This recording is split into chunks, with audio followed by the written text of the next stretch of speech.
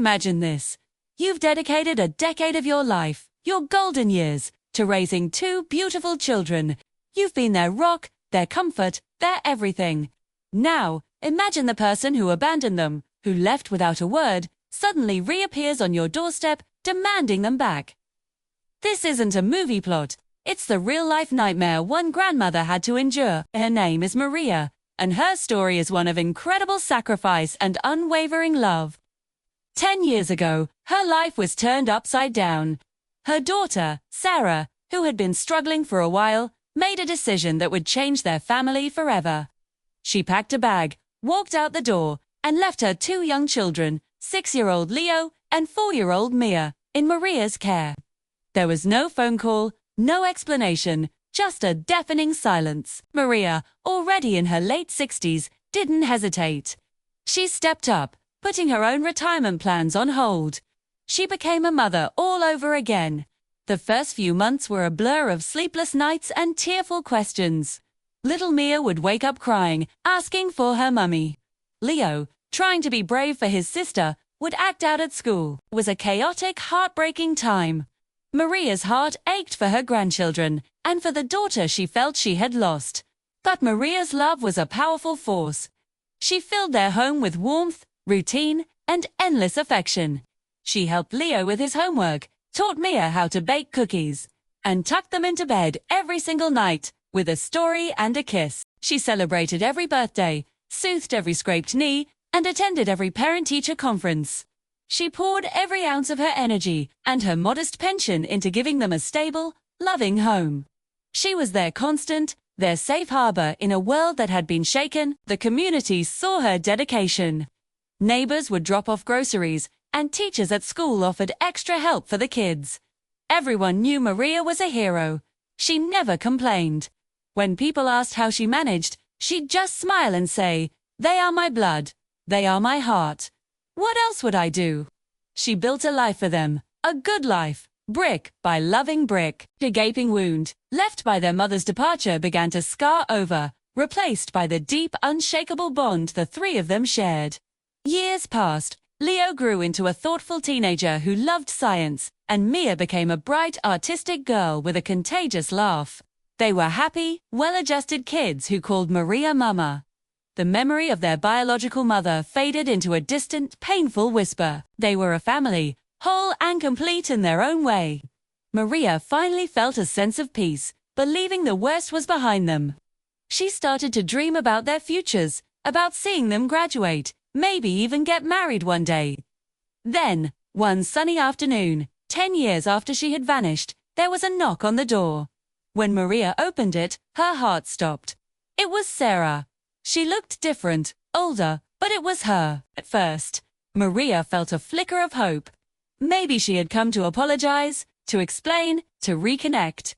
But the words that came out of Sarah's mouth were not of remorse. They were a demand. "I'm here to take my children back," she said, her voice firm.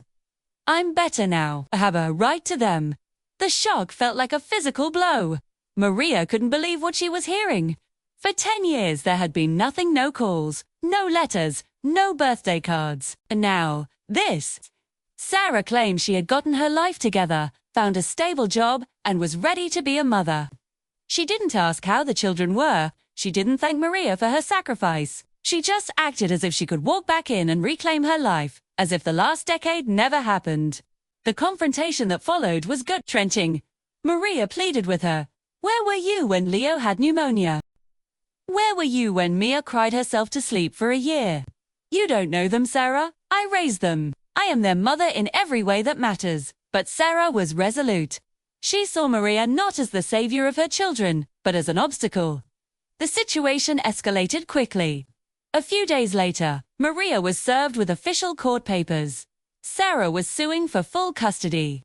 Maria was devastated. The thought of losing the children she had raised as her own was unbearable. How could a court possibly take them away from the only home they had ever truly known and give them to a virtual stranger? The legal battle began, and it drained Maria emotionally and financially. She had to hire a lawyer, using up the last of her savings. The court case was a nightmare. Sarah's lawyer, painted Maria as an elderly woman who was unfit to raise two teenagers, while portraying Sarah as a reformed mother ready to reclaim her rightful place. But Maria's lawyer fought back, bringing in teachers, neighbors, and family friends to testify. They all told the same story. Maria was a pillar of strength and love. She had provided a stable and nurturing environment when no one else would. Stay. The most powerful moment came when the judge decided to speak with Leo and Mia privately. By now, Leo was 16 and Mia was 14. They were old enough to have their voices heard. No one knew exactly what they said behind those closed doors, but when they came out, their expressions were clear. They stood by Maria's side, their loyalty unwavering. They remembered the abandonment. They remembered who was there for them. Finally, the day of the verdict arrived. The courtroom was silent as the judge began to speak. He acknowledged Sarah S. Wright as the biological mother, but stated that the primary concern was the children's well-being and stability. He spoke of the psychological parent, the person who fulfills the child's needs for love, support, and guidance. He looked directly at Maria and said that for the past 10 years, she had been that person, unequivocally. 2. The judge ruled that custody would remain with Maria. Sarah was granted visitation rights, but only if the children agreed to it. It was a victory, but a bittersweet one. The legal battle had left scars on everyone.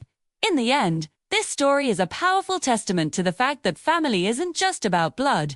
It's about love, sacrifice, and showing up day after day. Maria proved that a grandmother's love can be strong enough to heal the deepest wounds and build a family against all odds. Her story is an inspiration, a reminder of the quiet heroes all around us. What do you think about this outcome? Was the court's decision the right one? Let us know your thoughts in the comments below. We'd love to hear from you. Thank you so much for watching. And if you were moved by this story, please consider liking this video and subscribing to our channel for more content that matters. We'll see you in the next one.